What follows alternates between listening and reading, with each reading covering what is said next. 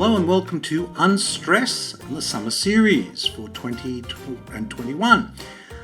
What a year 2020 has been, and we have curated some episodes which we think were particularly relevant to what has been going on. I hope you're having a great break, looking forward to the new year and catching up then. Until then, hope you enjoy this episode. Hello and welcome to Unstress. My name is Dr. Ron Ehrlich. Now, today's subject is a big one, but in all honesty, I don't believe I'm overstating the case. The fate of civilization, and even more specifically, the fate of our own individual health. It all depends on a word we all need to become a lot more familiar with. It's largely what this program is all about. It's certainly what my book is about. It's the way our bodies work, it's the way the world works, and you already know the two are inseparable. That word is holistic. Now, my guest today is Allan Savory. Allan is an ecologist, a livestock farmer, an environmentalist. He's president and co-founder of the Savory Institute, which facilitates education programs and supports the realisation that we all depend on the enduring returns from the land, from the very soil we grow our food in and on. Hence the title of this podcast, The Fate of Civilizations, because you and I and all the generations that follow us will depend on those enduring returns of the land. That is, the nutrient-dense food we need to be healthy. Allan has developed and championed holistic management with a particular focus on agriculture. His is a way of thinking when managing resources, and as he points out, it's not a resource, like animals or fossil fuels, that of themselves cause the problem. It's the way resources are managed. That is the real problem. The thing I have found so interesting in the 10 or 12 years I've been aware of Allan Savory's message is the similarity and the relevance of what he talks about, a holistic way to manage resources, to the issues facing us as individuals as we try to manage our own health, arguably our biggest resource. Also, the difference between the holistic or a holistic view of the world and health and a reductionist view. Allan refers to the importance of holistic context, the importance of a mission statement, and I want to share an example of one of those mission statements with you at the end of the interview.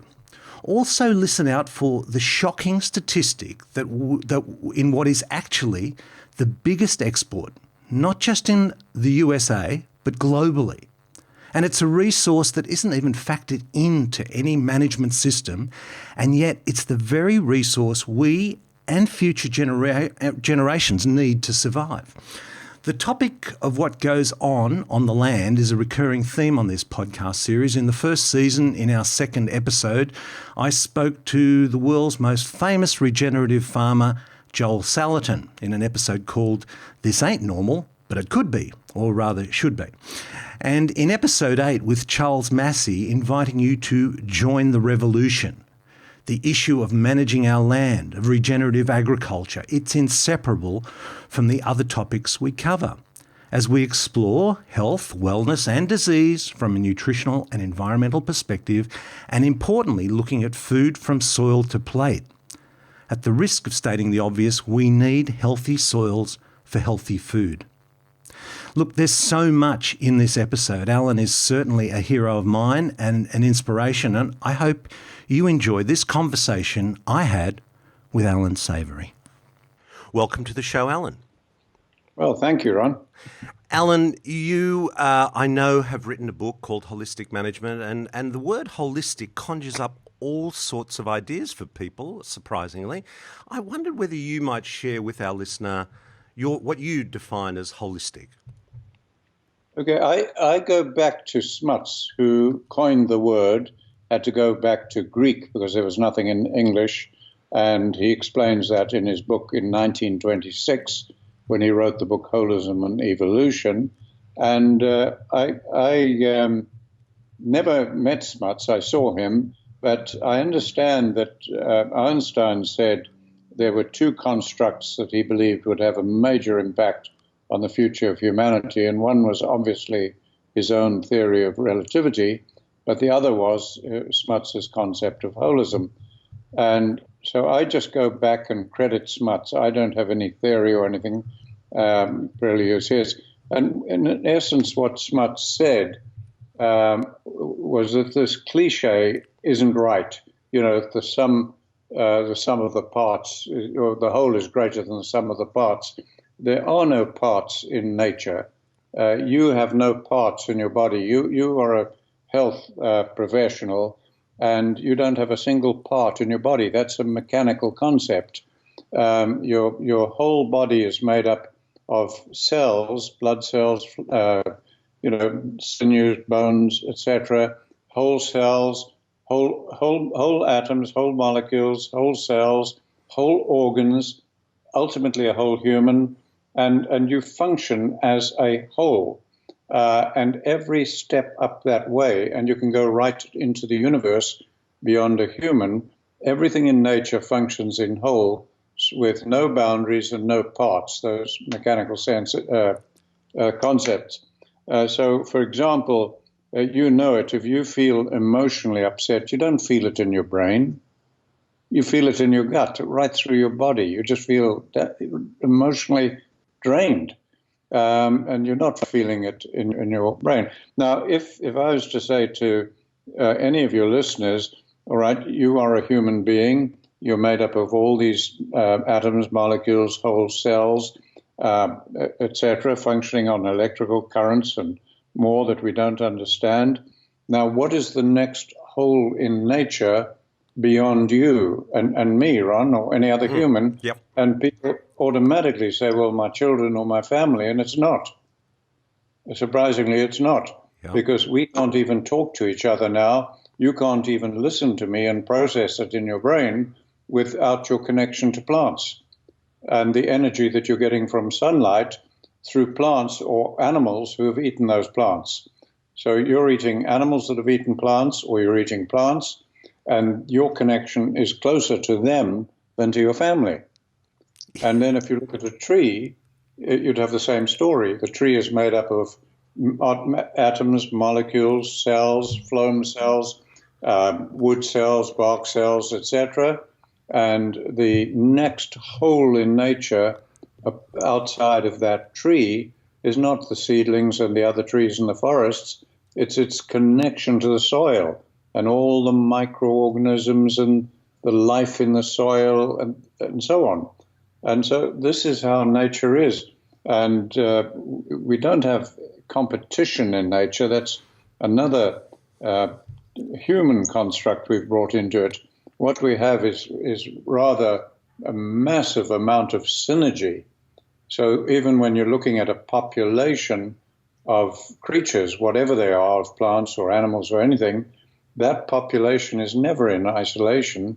It's part of a community, and that community as a whole.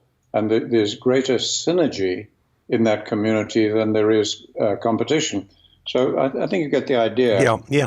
It's interesting. I read a book about evolution, and I'd never considered evolution theory to be a political construct either. But the theory, the idea of the survival of the fittest is one that fits very well into our kind of Western approach to things, because I know in Russia, for example, synergy is a really important concept in the evolutionary process.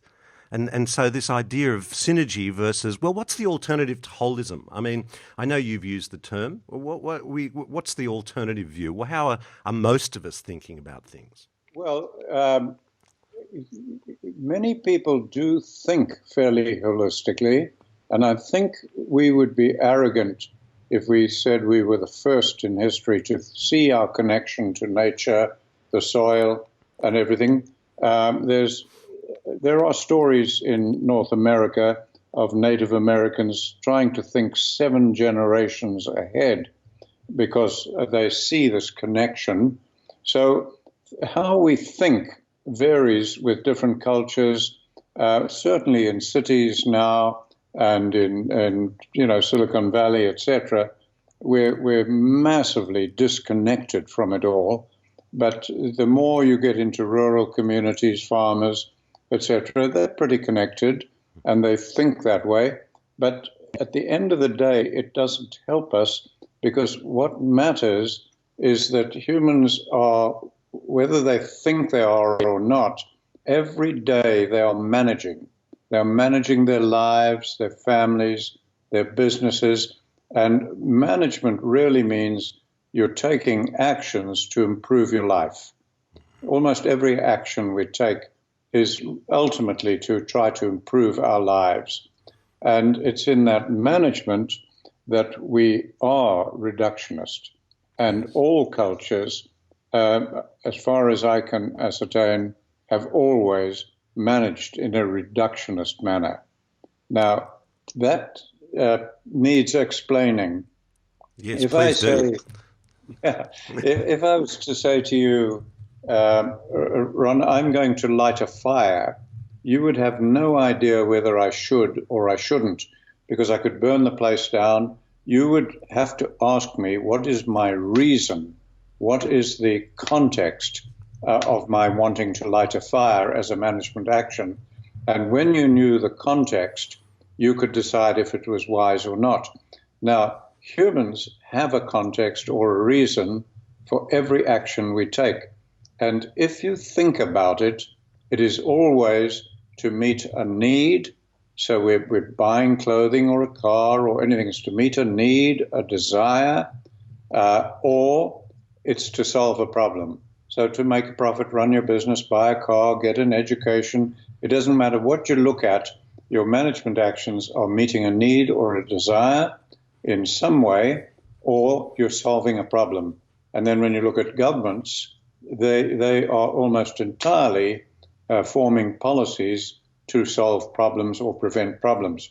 Now, if you think about society and our families and all that we deal with, it involves a web of social, cultural, economic, and environmental complexity that we just cannot avoid. It doesn't matter what you do. It's the nature of how the world functions in wholes and patterns, as Smuts outlined. When you take a management action, you are dealing with a web of complexity, social, economic, etc. Now, what happens to us, and has happened to all humans, all tool-using animals, in fact, is when we take a management action, that reason, desire, whatever, we have taken that web of complexity, social, cultural, economic complexity, environmental complexity, we've reduced it to a need, a desire we want to meet, or a problem we're trying to solve. That's why the only name that fits the universal management by humans is reductionist management. So I use the term reductionist. Yes, no. I know your area of interest. Well, your area of interest is leadership and management, really, but you're focused very much on the environmental issues, and mine is health. And yet there is so much overlap. I mean, the terminology, the way you're describing this, has so much relevance. As you say, it's a very Alan, it's a very holistic way of looking at things. Yeah, the connection between what you're doing with health and what I'm talking about is as you say, it's total. Because the health of any human being, and I'm not a medical person at all, but just using my common sense and my own experience in life, I don't fare well when I'm stressed. So if I'm emotionally or physically stressed, that brings on problems. Diet is critical. I am what I eat virtually, and then of course the air you breathe and everything else. So these are critical. And when we look at that diet, we co-evolved with microorganisms and plants and animals over millions of years, from slime originally, going back 1 billion or so years. And our whole system, increasingly, we're learning that even the bacteria in our gut can control our moods and all sorts of things. So as technology advances and we gain more knowledge, I think we're finding that we're totally tied to the soil. Yeah. Now, having defined holism, and I love that, and I've got to go back and read this Smuts book, Holism Evolution. Having defined that and reductionism, what in your assessment are some of the challenges we face in our world because of this reductionist approach? You've mentioned environmentally, social, political, cultural. What are some of the challenges you're seeing? Well, the biggest one is culminating in global desertification and climate change. So there are many, many problems, but they're ultimately that's where they're ending. And so you have the massive desertification of Australia that began 50,000 years ago when Aborigines arrived and started replacing animals with fire. And that's a global problem. And so that's what we've got to solve. Otherwise, we're not going to survive as a species. The world will go on, but without us. Now, why I concentrate so much on management is because that's what is causing the problem. So if we look at all the issues facing us, it doesn't matter whether you look at conflicts, the mass immigration to Europe that's changing the political face of Europe, whatever you look at, these things that are happening, as I say, are culminating in global desertification and climate change. Now, if you take our best minds in the world, top scientists, etc., and look at what they blame, the two things that are blamed most for what is happening is livestock. They are blamed for global desertification, methane, etc., and all the conflicts and floods and droughts that leads to. And then the other thing that is blamed is coal and oil. Now, Ron, if we sit and say, all right, we're not brilliant scientists, we're not Nobel laureates, we're just ordinary people, let's just use our common sense. And you would realize that livestock are a resource, and we'll need them for another 10,000 years for wool, hair, leather, meat, milk, cheese, whatever. And when you think of coal and oil, these are just fossil resources that we'll need to make aspirin or furniture or whatever for thousands of years. And our common sense tells us that no resource can cause a problem. How can a resource cause a problem? So when we look at that and say, well, what is causing all the ill health in the world that we are experiencing, the violence, floods, and all these things, what is causing it? You just come to management. It is management that chooses to run livestock as we have with various grazing systems and pastoralists, herding them, mob grazing, as some people call it, for thousands of years that created the great deserts of antiquity. And then when we look at the coal and oil, fossil resources, it's management that causes them fossil fuels and burns them at a rapid rate, contributing to climate changing. So clearly, and I believe unarguably, management is what we need to be looking at. Yeah. Now, I do want to get into management because this is such an important message that I know that you're very passionate, and it's such an important message to share. But I just wanted to come back to desertification because I know you mentioned this term and I know it rolls off the tongue very easily, but a lot of people may not be familiar with the extent of the problem and the impact that this kind of approach is having on something as precious as our soils, for example. So just explain or expand for our listener a little bit about the extent of this problem. Okay, desertification, it's as you say, it's just a glib word, an unfortunate word. It really is just describing the extreme form of land degradation when land eventually becomes desert with sand dunes, etc., as you have in the parts of the world. Now you have natural deserts where there's no rain, like the Namib, and there are a couple of natural deserts like that.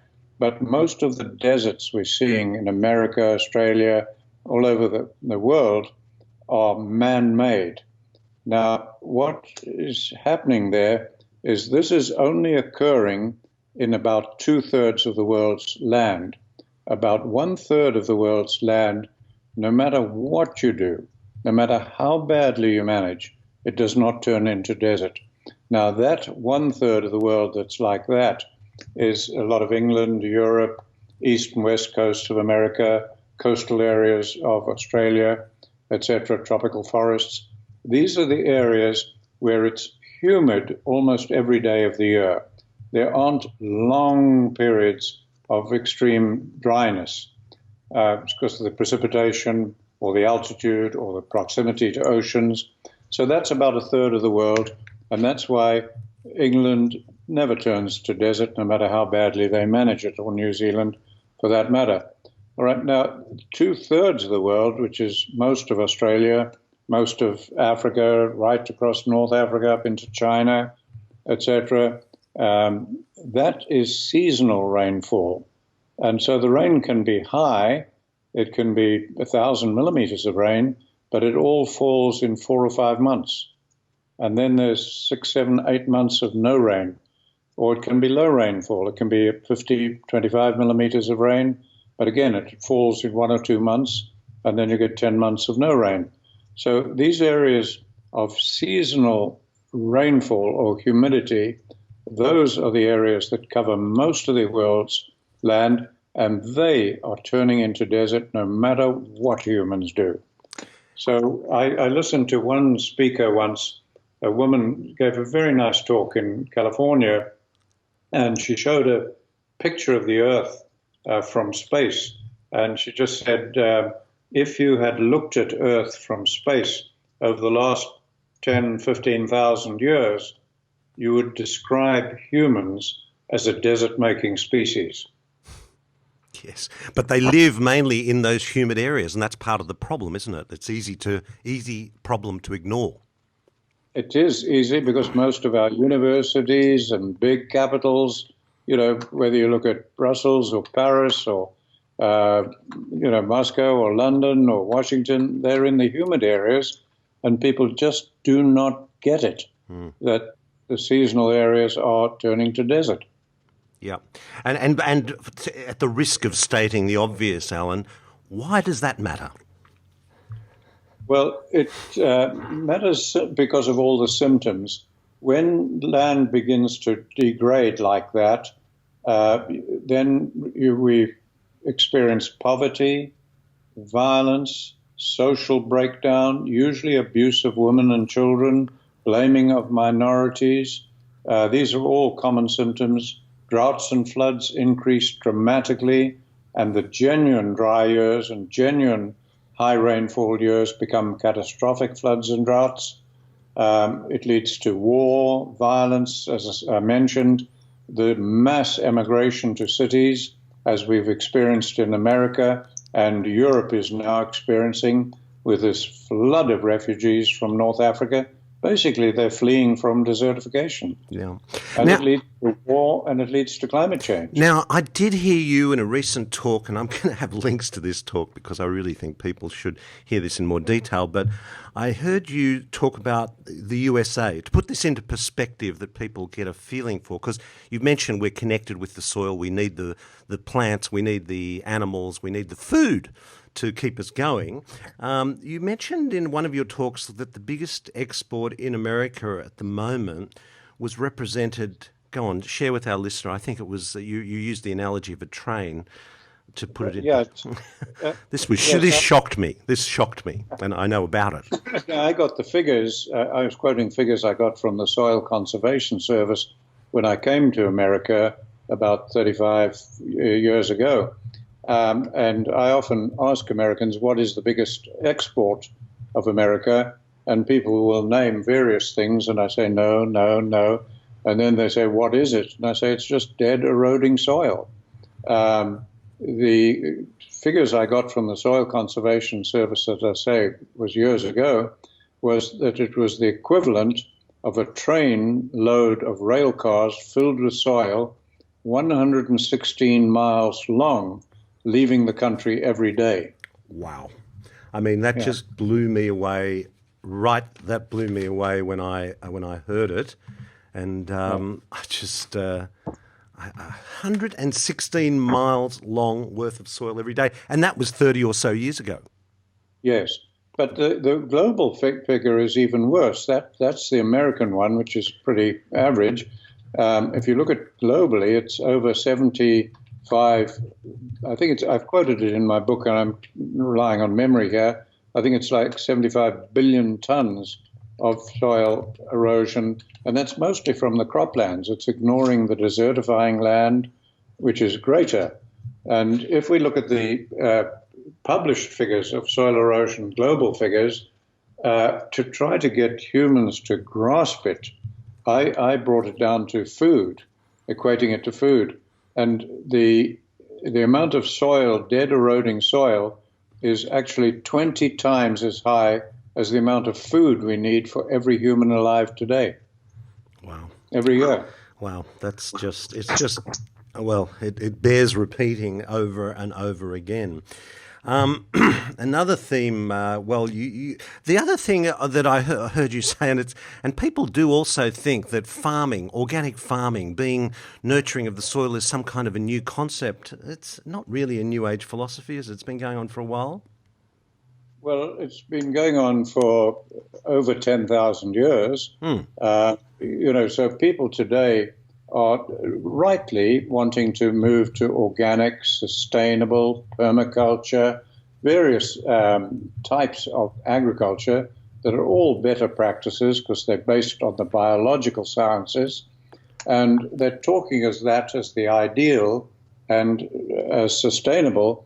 And I always remind them, and I say, well, look, I agree 100% that we've got to go to organic, sustainable, regenerative agriculture, grass-fed animals, not factory-fed,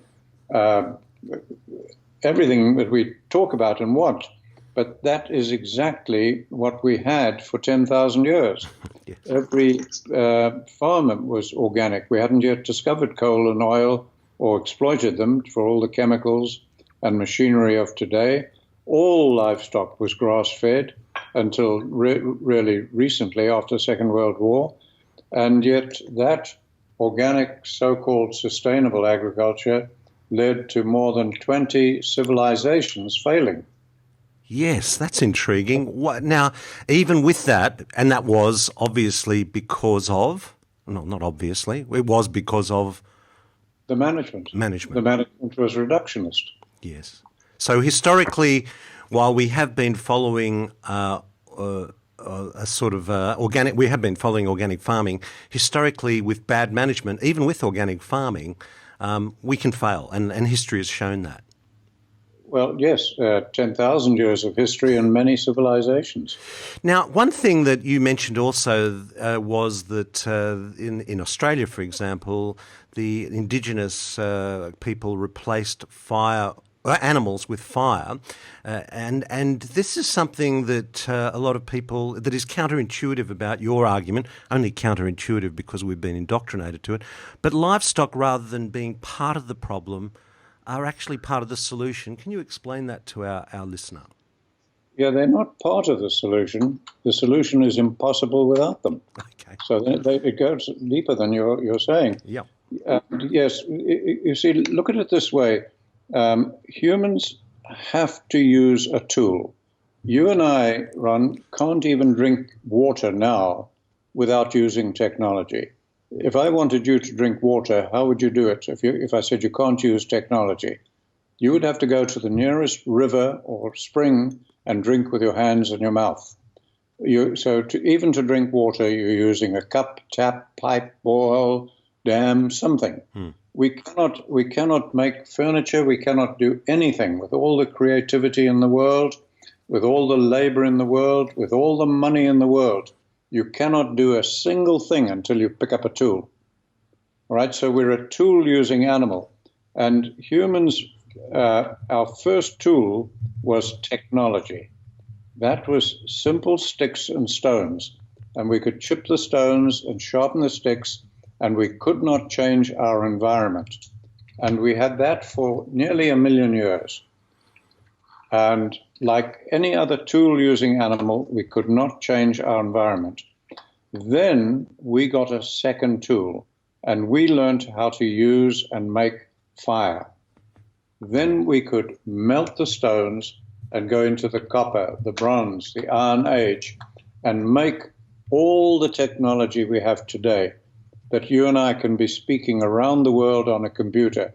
All the clothes you're wearing right now, even though I can't see you, I can tell you you could not have made without fire. Almost everything we do became possible because of fire and our technology advancing to the computers and rocketry and space exploration and everything we have today. So we've had two tools.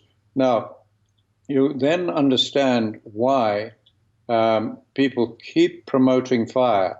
So in Australia, it's very common, it's written by so many people, that the Aborigines were wonderful experts at the use of fire to mold their landscape and everything, and that's absolutely correct. But it was a deteriorating landscape, because you have the work of Tim Flannery in Australia, and when he wrote that excellent book of his, The Future Eaters, in that book of his, he describes how the mangroves increased enormously around the coast of Australia after humans started killing all the animals and replacing them with fire.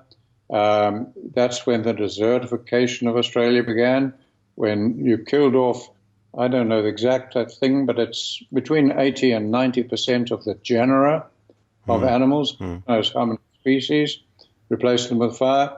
So for 99% of human existence, we only had two tools, technology and fire. So that's why people keep defending fire. Now, the only other tools we've ever had was to rest the land, use it positively as a tool and rest the land. And we began doing that, as far as I can make out, somewhere in the last 10,000 years. It probably began with crop farmers rotating their crops to rest the soil, or it may have begun with pastoralists moving their animals to rest the land. And so we had a third tool. And then, apart from that, all we've had is the use of small organisms to make cheese and wine, etc., increasingly to use for medical products, etc. And now the world is turning increasingly to using technology to plant trees, shrubs, or grasses to try to deal with desertification and climate change. But again, it's using technology to plant the plants which should be growing on their own. They shouldn't need planting.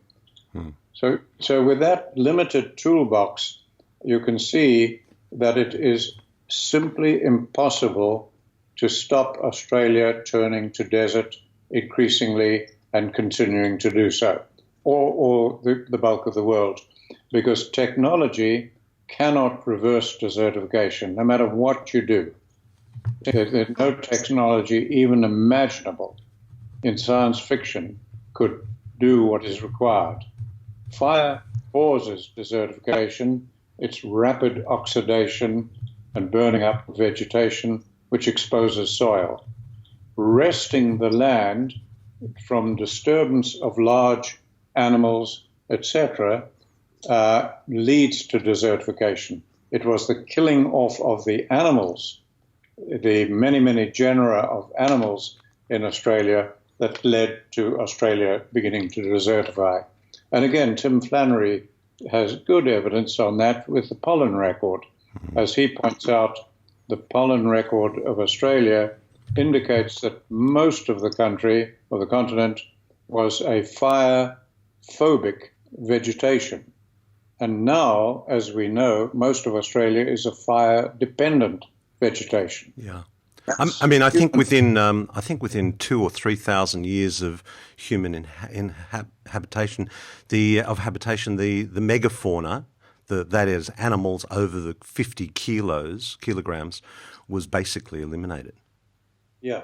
Yeah. You killed 85% or more of the genera in Australia. I forget the exact figure. Yeah. But yes, so we have this limited toolbox. Yeah. apart And from. that's why I keep saying we've got to stop vilifying livestock and start vilifying management Yes. Yeah. if we want to survive and if you want healthy humans. Yes. Well, it's a recurring theme, but go on, explain to our listener how and why they are the key to this management process. Because we hear Um, so much of the opposite, don't we? I mean, we are bombarded by these other messages, but this is lessons from the past. Let's learn. yes, you're bombarded. Today, literally hundreds of celebrities are putting their celebrity status and their money behind the vegetarian, vegan movement. So they're doing great harm to humanity because without livestock, for practical purposes, cattle, sheep, goats, camels, donkeys, horses, water buffalo, etc. Without livestock, you cannot stop desertification. Now, let me explain that. The reason these seasonal rainfall areas desertify is because in those, the grass plants provide the main soil cover. So in the bulk of the world with seasonal rainfall, grass plants provide most of the soil stability and cover. Even though there'll be trees there, it could be a deciduous forest, could be a savanna, whatever. Now, grasses co-evolved with animals removing the top. So if you look at trees, they're either evergreen or they shed their leaves. They shed their leaves. They drop their own leaves onto the ground at the end of the season to decay and cycle again. Now, if you look at grasses, grasses grow green during the growing period, and then they change color like the leaves of trees, and they go brown and then darker and darker, and no grass plant can shed its leaves. They co-evolved with animals that grazed the leaves. So if you take the animals away and the grass plant can't shed its leaf, what happens is that in sunlight, those leaves start to go gray and more dark gray until almost black, and it kills the plant. And I live in a thatch-roofed home in Africa, and we put this dead grass on the roof to make the roof out of thatch. If you look at the outside of the roof, after 1 year, it is gray. After 10, 15 years, it's dark gray, almost black. If you come inside where it's not in sunlight, it's still exactly the same color it was when we cut it. It's still yellow color. Yeah. Now, one of the things that I think people, again, it's worth repeating because I think this, the key here, as I understand it, in preserving soil is to maintain coverage. Absolutely. And for example, if you planted wheat in a square metre of land, the stalks cover the ground, but there's an awful lot of uncovered ground around those stalks, isn't there? I mean, what would you say? 70% at least of that 1 metre. Yeah, usually it's more. Wheat is a grass. All our grain crops are grasses, and when you look at grass plants, whether they're crops or wild grasses, the basal area of the stalk or the bunch, the amount of ground that covers is relatively small. So even in very healthy, good grassland, the basal cover of the plants, I find, is usually about 4 or 5% of the ground. That's all. Sometimes it'll be higher to 9%, maybe 10 if it's exceptional, or if it's a runner grass, then it'll be higher. But the bunched or wreck grasses, it's usually well under 10%. And is that why we need diversity? Well, no, that's why you need animals. Okay, they come in and they Because shave the top off. If you can picture the plants with their basal area covering, say 10% of the ground, you've got 90% of the ground uncovered. What covers that? And the answer is dead plant material that the animals trample to the ground. Mm-hmm. And their own excrement. Yes, but mostly the litter. So the animals are trampling the litter down, they're freeing the plant to grow fresh again and not to oxidize and kill the plant, and they're providing soil cover, and they also lead to a tighter basal cover. So the spacing between the plants, when I was at university, we were taught that the spacing between them was wide because they were competing with each other for water and nutrients, and they couldn't grow close. Well, that's what we were taught. But nothing competes in nature, it's synergy.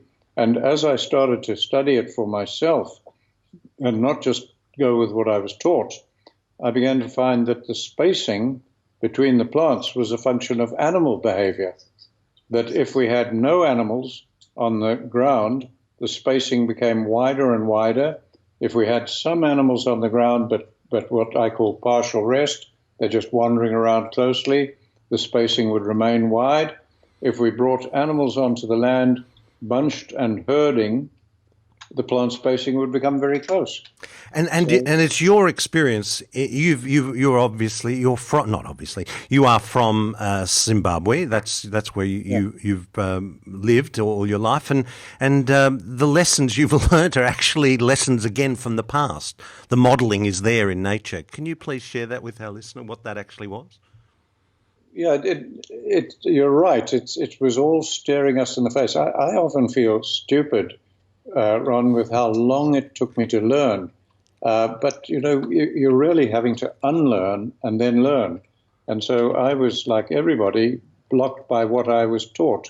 And when I was in the field tracking game, tracking people for a long period in an unfortunate civil war, day after day, tracking on different types of country, I was observing a tremendous lot and then having long nights lying in the bush thinking about it. Why was the tracking easy today? Why was it difficult yesterday? We were on the same type of soil. But the management was different. Yesterday we were in a national park tracking on Kalahari soils. Today we were tracking people through farms on a Kalahari soil, but with herding cattle. And the day before that, the tracking was terribly difficult. We were in a communal area with tribal people with cattle all over the place. And so I began to see there were enormous differences in the ability to track animals on the same type of soil in the same climate, depending on the management of that land. But still, I feel like a dumb idiot that it took me so long to put it together until finally I could understand it. What an opportune moment. It was an aha moment and a bell rang. That's my wife getting a phone call. That's all right. That was good timing, though, Alan. Please, what was the revelation? I mean, what was the lesson you learnt from all these different? You unlearned, but then you learnt. What was the lesson you learnt? The lesson I learnt was that the health of the land was totally dependent on the behavior of the animals. Yeah. That where the animals were bunched and herding and moving, we had closer plant spacing, more soil cover, stable soil, wider variety of species, etc. Where animals were spread wide, as in Australia, with fencing and water points and paddocks and spread, you start to get plants spreading, wider space between plants, more bare ground, fewer species of plants, species start to die out, all of the problems of desertification. So I began to see literally that the behavior of herding large grazing animals controlled the health of the whole environment in seasonal rainfall. Yeah, what an aha moment. Yeah. I mean, having seen these huge herds that must cross the Serengeti and the plains of Africa, that we kind of see on the David Attenborough shows. This actually informs how we should, but not perhaps, be managing livestock. Well, it absolutely. That bunching is the key to it.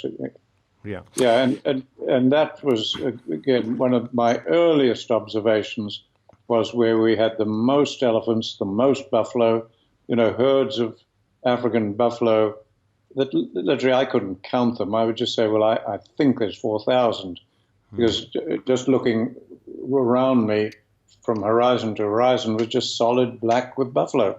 How the hell do you count them when you're on foot, in the bush? But my goodness, the land was healthy. And those were on the move all the time. Yeah.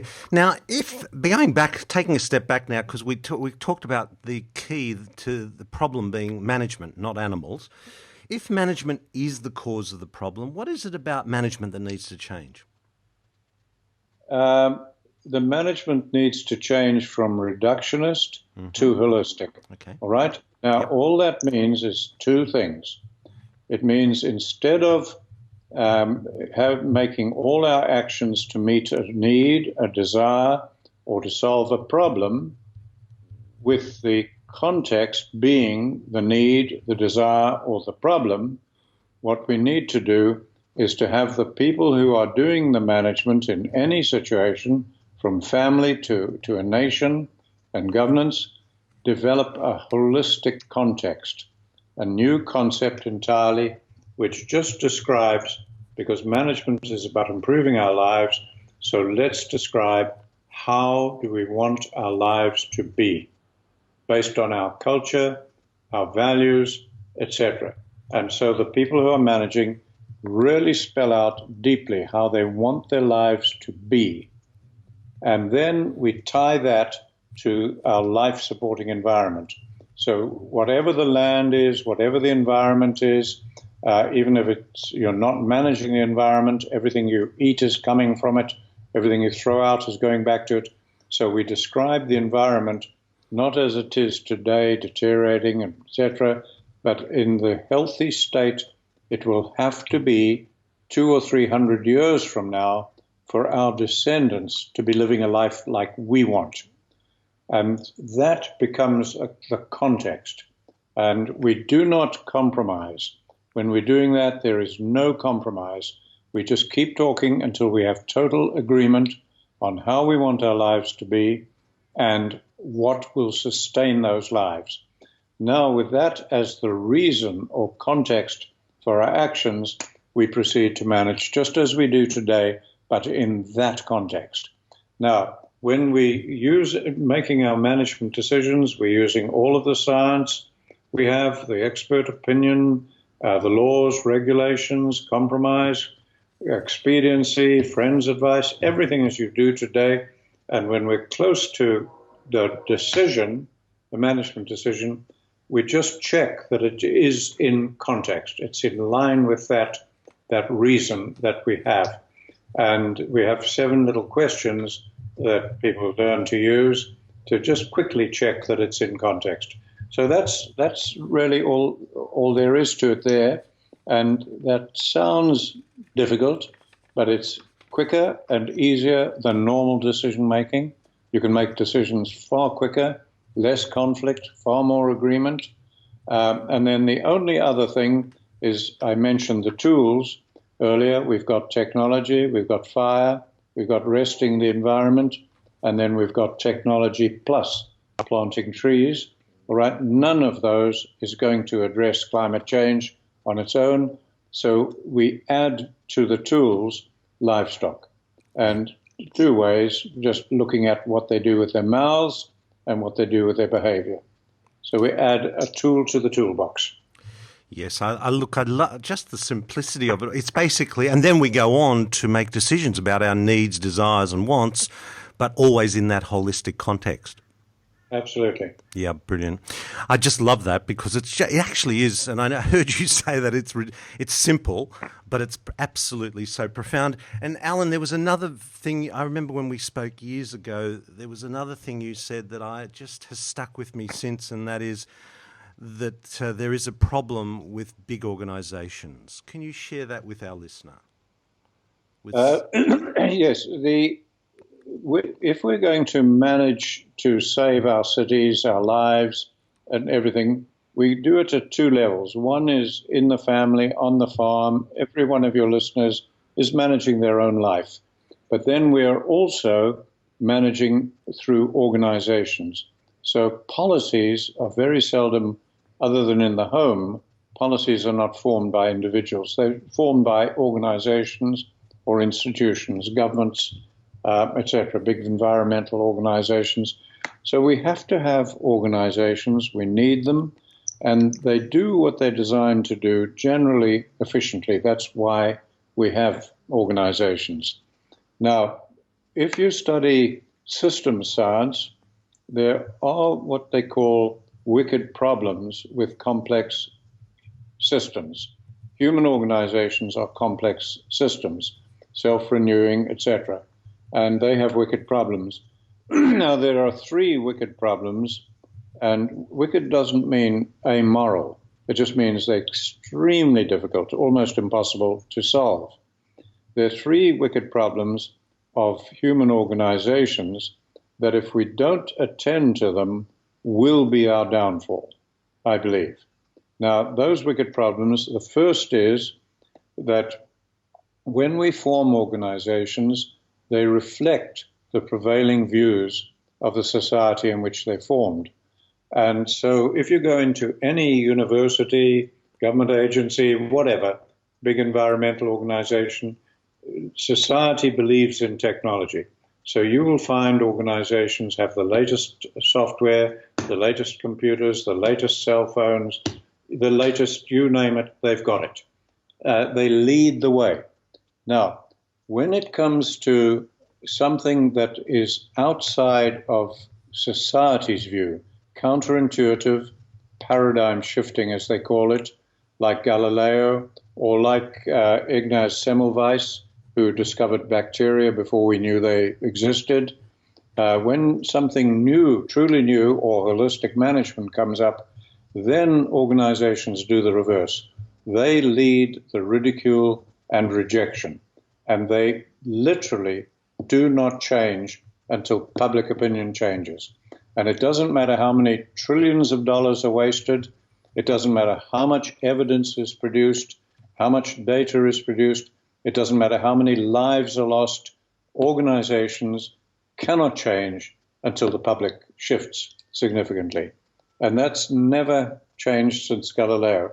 So you saw how he got persecuted. Mm-hmm. If you look at Ignaz Semmelweis, whom you would know about as a health person. Yes, he had the ridiculous concept that you should wash your hands. And he ended up in a mental institution because for 10 years Absolutely. He was being ridiculed by the authorities. But do go on.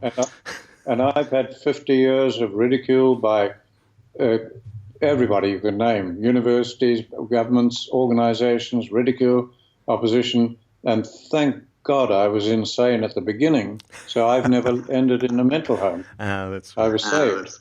All right, so that's a wicked problem that we cannot overcome other than through what you're doing, podcasts, interviews, getting information out till the public changes.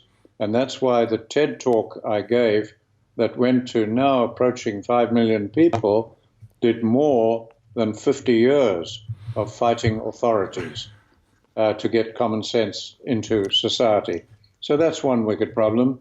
The second one is if organizations do something wrong and they're criticized or feel criticized, it's very, very rare for an organization to say, we screwed up, we're wrong, we're sorry. It just almost doesn't happen. What happens is they circle the wagons and they protect the organization, even if it means going against their mission in life.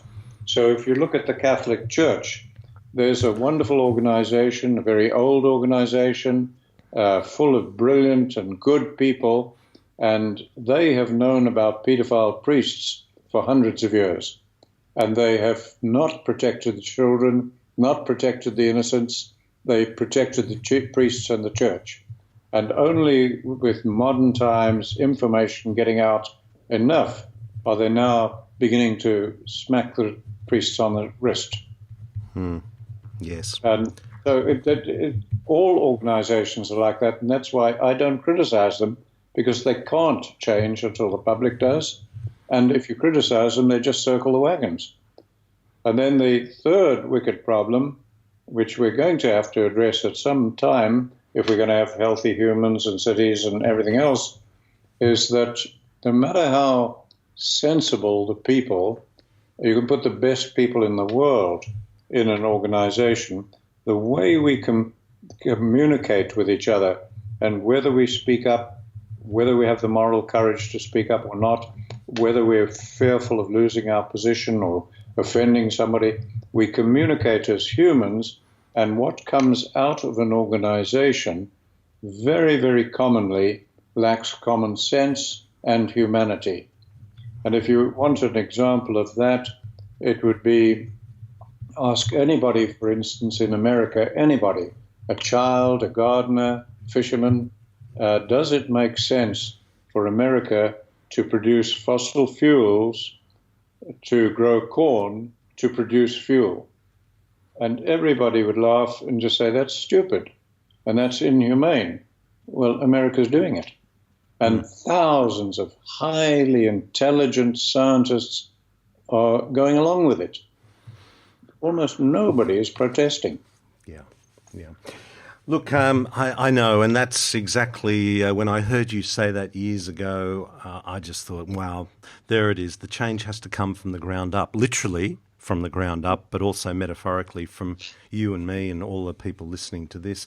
I just wanted to finish, Allan, and just ask you this question, taking a step back, and you actually have identified some of these things, but what do you think the biggest challenge that people face on their health journey through life in our modern world today? What do you think that biggest challenge might be? You're talking about individuals? Yes, the listener. You know, I think that goes for me as well.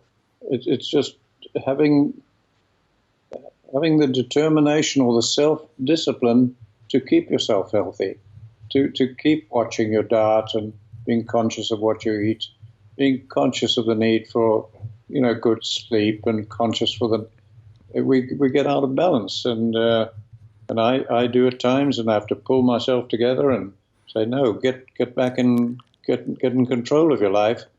And maybe it's just self-discipline. I don't know. I really don't know, right? No, I think that's a great answer, because I think everybody, and that even includes me, can relate to that. Allan, thank you so much. I just love everything that you have to say, and I have for many years, and I wanted to share that with our listeners. So thank you for joining us today. Well, thank you, Ron, for what you're doing. I just love that response of Allan's. The biggest challenge for us on our health journey through life is the determination or self-discipline to keep yourself healthy. And I also really loved his quoting Einstein's observation that the two major things in our world were his own discovery of relativity, and that was every atom in the universe is both energy and matter. And we've talked about that in our electromagnetic radiation episodes earlier on in this season with Lynn McLean, but we'll cover that in more detail in future episodes. But the second key was to think holistically. I also love the simplicity of his holistic management message, and yet how profound it is. What is the holistic context for making decisions in managing resources? What's the mission statement? Over 20 years ago in our dental practice, my partners, my brother Dr. Josh Ehrlich and Dr. Craig Wilson, attended a workshop where we spent the first day writing a mission statement. Now, we initially felt dismissive of the exercise, thinking, do we really need to be doing this sort of thing? Is it really that important? But in the end, we produced a half-page mission statement, just 4 or 5 sentences, which we all agree to this day is the most important document we have in our practice. It's our holistic context, which to this very day guides us and informs every decision we make and every person who works with us in our practice. The other thing I found amazing, soil erosion.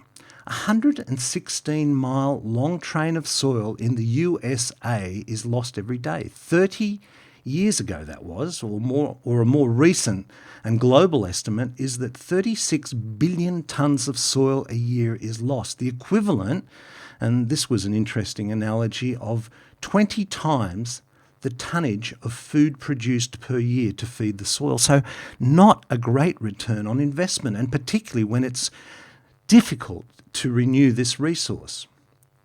The observation also about big organisations and wicked problems was a huge aha moment for me when I first heard that years ago. The change has to come from the ground up. Big organisations are just slow to take on new concepts, lack common sense and humanity. So let me share with you a generic, holistic context that Allan has used introducing people to his idea of what holistic means. And I quote, "We want stable families living peaceful lives in prosperity and physical security while free to pursue our own spiritual or religious beliefs. Adequate, nutritious food and clean water, enjoying good education and health in balanced lives with time for family, friends and community, and leisure for culture and other pursuits. All to be ensured for many generations to come on a foundation of regenerating soils and biologically diverse communities on Earth's land and in her rivers, lakes and oceans." Unquote. Now, imagine if every government policy or commercial decision was made with that kind of a mission statement, the guiding, overriding principle. Now, wouldn't you feel excited about the future of our civilization? So what's your holistic management plan? What's your mission statement for the decisions you make? Remember, we're all connected, so we're all affected. Now, if you've just joined this podcast, go back and listen to our first episode, the mission statement. It outlines what it is all about and some of the subjects that we cover. So with that in mind, until next time, this is Dr. Ron Ehrlich. Be well. This podcast provides general information and discussion about medicine, health and related subjects. The content is not intended and should not be construed as medical advice or as a substitute for care by a qualified medical practitioner. If you or any other person has a medical concern, he or she should consult with an appropriately qualified medical practitioner. Guests who speak in this podcast express their own opinions, experiences and conclusions.